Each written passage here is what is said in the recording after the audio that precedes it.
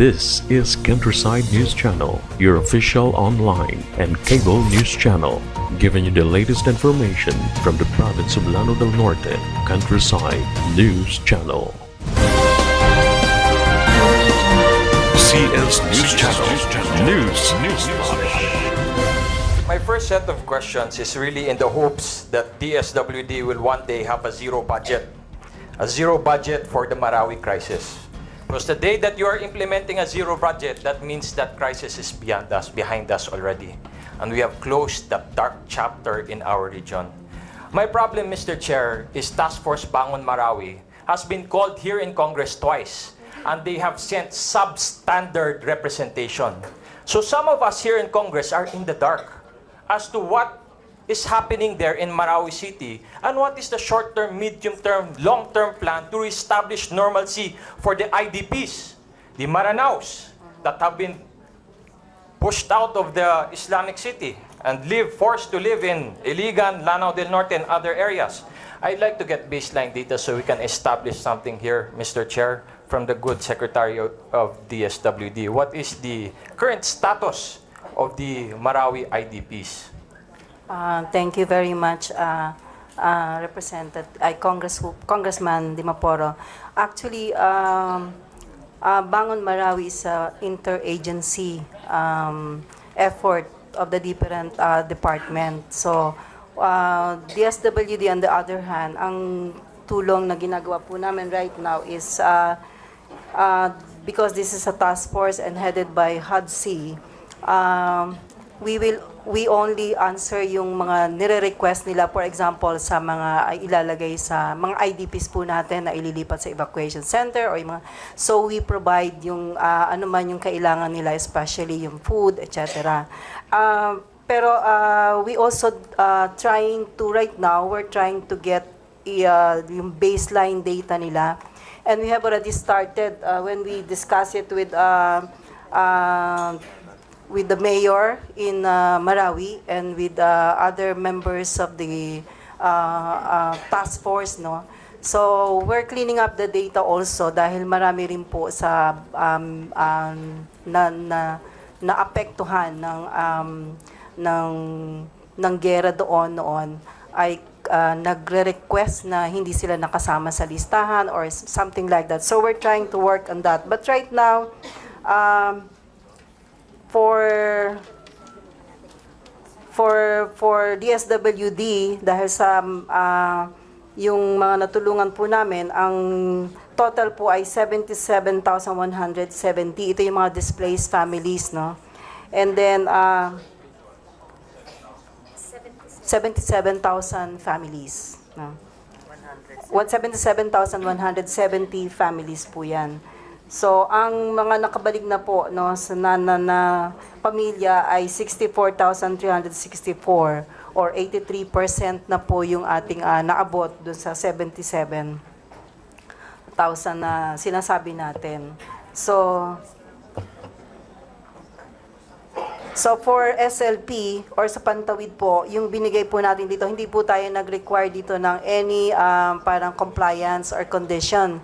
So, naibigay na po natin as of July, 314,647,300 for Pantawid. Ito po yung mga walang kondisyon na binibigay po natin yung kanilang mga grants. And then for Sustainable Livelihood Program, nabigyan na po natin din yung mga ilang kasamahan natin doon na mga naapektuhan ng 123,190,881 po. So we have a total of 437,838,181 po. This is as of July 31.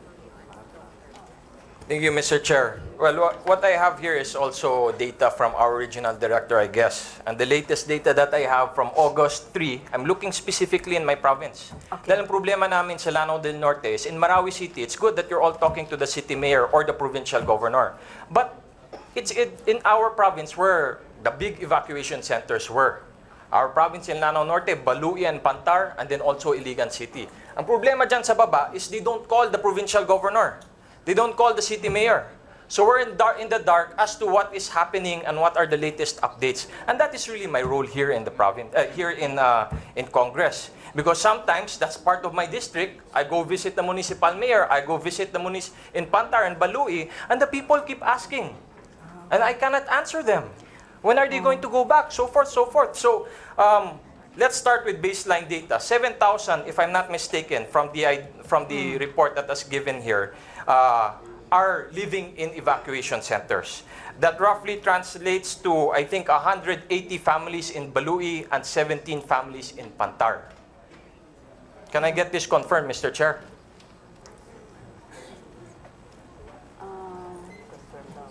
Maybe I can ask, kasi kung particular lang po sa Lanao lang po ba ito, Kong?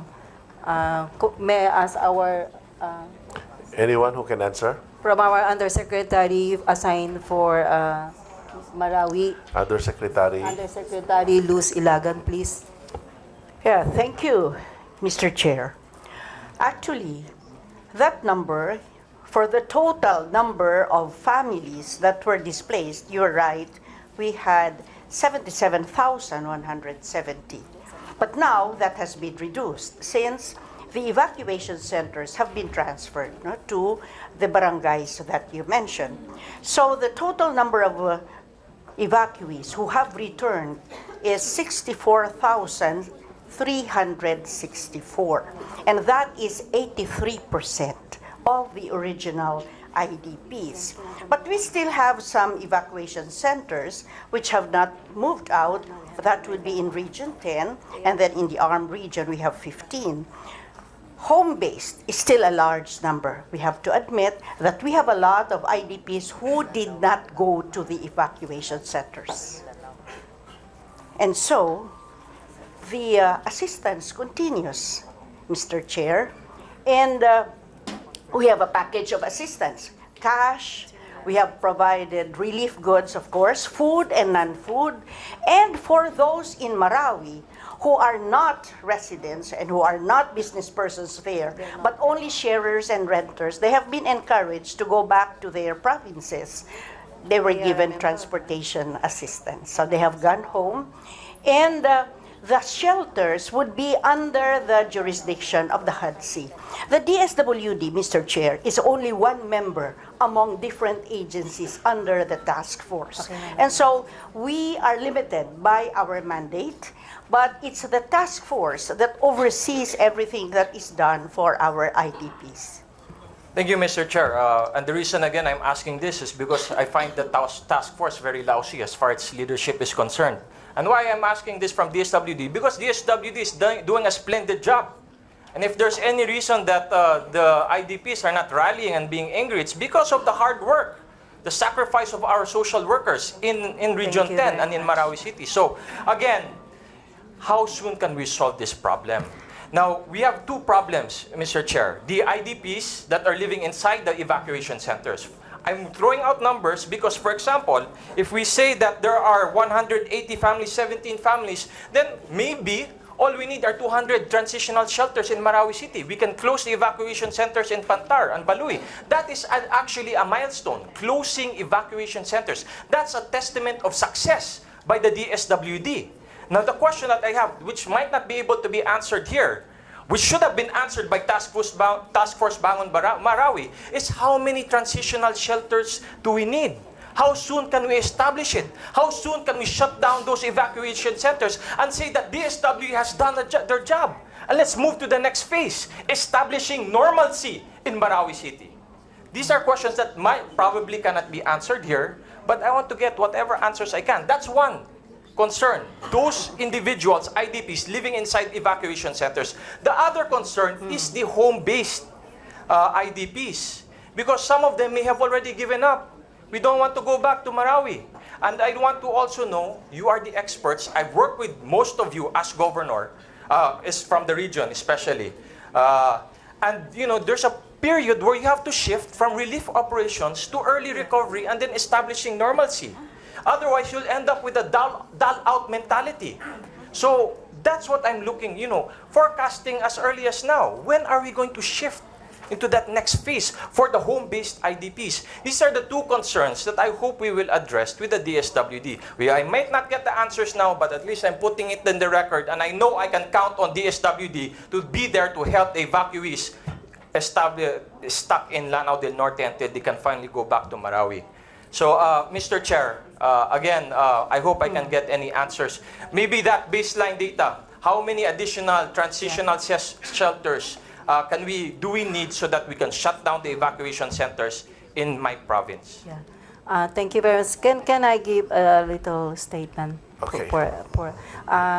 Kong, what I can promise right now is maybe we can call, when we call a meeting at the local level, we can invite everybody, all those governors, mayors, those who are concerned with their particular areas or communities. So that I can promise. And maybe since we are leading also with the cluster of human development and poverty reduction cluster in the cabinet, maybe I can initiate a meeting with all this cluster of the different members so that we can come up with the plan that you wanted, that we also wanted, that there is a dot, no? There is a period that after so many months, we can already let the people be on their own toes. Okay. Thank you, Mr. Chair. May I manifest that I hope in the near future that the chair of Task Force Bangon Marawi will be removed, and we will place Secretary Orogo as the chair of Task Force Bangon Marawi. So at least we can get something moving forward. I'd like to next ask my next question. Last question. The effect of Train. Because I know DSWD had a negative position regarding Train 1. And with the increase in inflation, we might be expecting an increase also in the poverty statistics. Are we preparing anything? Especially since December is coming around the corner and you're going to have the political circus also. No? So we want to bring something back to our districts that we can once again rely on the unselfish work of the DSWD. Yeah, I think we're already towards a development towards a self-reliant community. So right now, we're looking at the Sustainable Livelihood Program to really strengthen our areas on that strategy so that we can really help those poor people. Especially, sabi nga natin, malakas yung impact ngayon ng pagbabago ng ating mga bilihin. So we're working on that. Thank you. In regards to that answer, Mr. Chair, I'd like to manifest that the SLP is not enough as far as the budget is concerned, and I hope it will be increased for the 2019 GAA. Thank you, Mr. Chair. This is Countryside News Channel, your official online and cable news channel, giving you the latest information from the province of Lanao del Norte. Countryside News Channel.